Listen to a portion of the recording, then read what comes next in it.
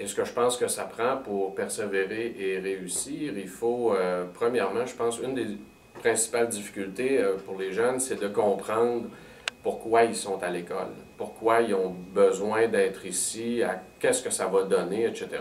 Parce que pour se motiver, il faut bien qu'ils voient le lien entre les efforts qu'ils mettent à l'école et le temps qu'ils doivent investir et ce que ça va rapporter en bout de ligne. Et ce que je me rends compte dans les classes, c'est que souvent, cette équation-là n'est pas claire pour eux. Alors, bien comprendre ce pourquoi ils sont ici et par la suite, bien comprendre comment établir leurs priorités. C'est, d'après moi, en tout cas, extrêmement difficile de jongler un horaire de 25, 30, voire même 40 heures de travail à l'extérieur et les cours. Donc, se présenter au cours frais et dispo, se présenter au cours bien reposé et tout, c'est, en tout cas selon moi, c'est quasiment impossible avec certains horaires dont ils me font part. Des fois, ils me disent ça, là, j'ai travaillé tard hier ou peu importe. Alors moi, je me dis, ben, la motivation est drôlement compliquée dans un tel contexte. Euh, voilà. Qu'est-ce que ça prend aux jeunes pour réussir et être motivés? Ça leur prend, je crois, des profs passionnés, d'une part. Ça leur prend des sources pour s'impliquer dans le collège, des ressources aussi. Et ça part d'eux aussi, je crois. Disons qu'on fait une tarte. Ça va prendre une bonne croûte pour que ça tienne, puis la croûte, c'est le jeune. Alors, il faudrait qu'il y ait un but peut-être. Je veux faire ça dans la vie ou ça dans la vie. Et puis, avec un but, je crois qu'il va pouvoir persévérer davantage. Il sait pourquoi il va avoir son papier, son diplôme. Il va peut-être pouvoir poser plus de questions de prof, s'investir plus dans le collège. Rapidement, je vous dirais que c'est ça.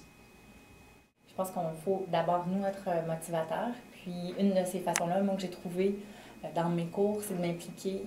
Ça peut être par participer avec les étudiants. Ça peut être aussi, faut prêcher par l'exemple en leur demandant d'être actifs, c'est de l'être nous aussi. Et en étant à l'écoute, et peut-être aussi en modulant certaines activités par rapport à leur motivation pour les encourager à venir, puis pour leur donner le goût de bouger, puis de venir une fois, en fait, à chacun des cours et d'aimer ce qu'on fait. Grande question en fait, puis c'est drôle parce qu'on dirait que, je vais essayer de faire le plus court possible, on dirait qu'on est dans un bain de motivation scolaire, on a eu une formation vendredi dernier là-dessus. Ça me fait un peu rire, ça me fait un peu rire parce que je me dis, bon, pourquoi on parle autant de motivation scolaire? Est-ce que, en fait, je suis témoin aussi des jeunes dans mes classes qui manquent de motivation, puis je me dis, bon, est-ce que ça relève de l'enseignant, est-ce que ça relève des parents, est-ce que ça relève des étudiants eux-mêmes? Je me dis, mais en fait, si t'es pas motivé, c'est peut-être parce que t'es pas à la bonne place. C'est d'abord la question que je me poserais. Puis après ça, si j'élargirais encore la question, je me dirais, est-ce que le matin, tu as besoin de motivation pour te lever? Est-ce que la vie ne suffit pas? Est-ce que la passion que tu as pour la vie ne suffit pas à te lever le matin pour sourire ou pour essayer de rester émerveillé? Pour moi, c'est cette perspective-là qui m'intéresse. C'est pas nécessairement la réussite scolaire. Comme but visé, c'est plus une position par rapport à la vie d'abord. Puis ensuite, si tu n'es pas à la bonne place, c'est peut-être pour ça que tu n'es pas motivé. Et pour répondre enfin à votre question, ce qui peut aider à la motivation scolaire et à la réussite, c'est un truc que j'utilisais quand j'étais étudiant, mais en même temps, je veux dire, quand tu es passionné, tu n'as pas besoin de motivation. Ça, c'est l'équation à laquelle je tiens. Mais le truc que je peux donner aux ados, hein, c'est de... en fait, ça ressemble un peu à un conditionnement qu'on peut reposer chez les animaux, c'est par la récompense. Donc, après une journée ou après un travail difficile, ou après une semaine difficile, on se donne une récompense. Peu importe laquelle.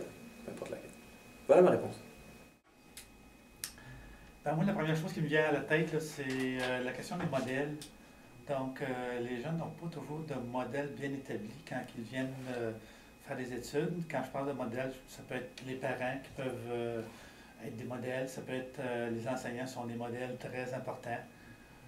Ça peut être des pères aussi qui se persévèrent. Donc, c'est important peut-être de travailler sur des modèles culturels, des modèles auxquels les gens peuvent s'identifier comme personnes, comme étudiants.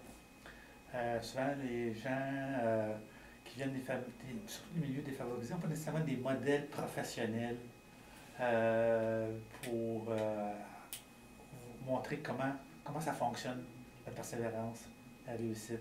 Qu'est-ce qu'il faut faire pour réussir? C'est pas toujours évident pour tout le monde. Et voilà.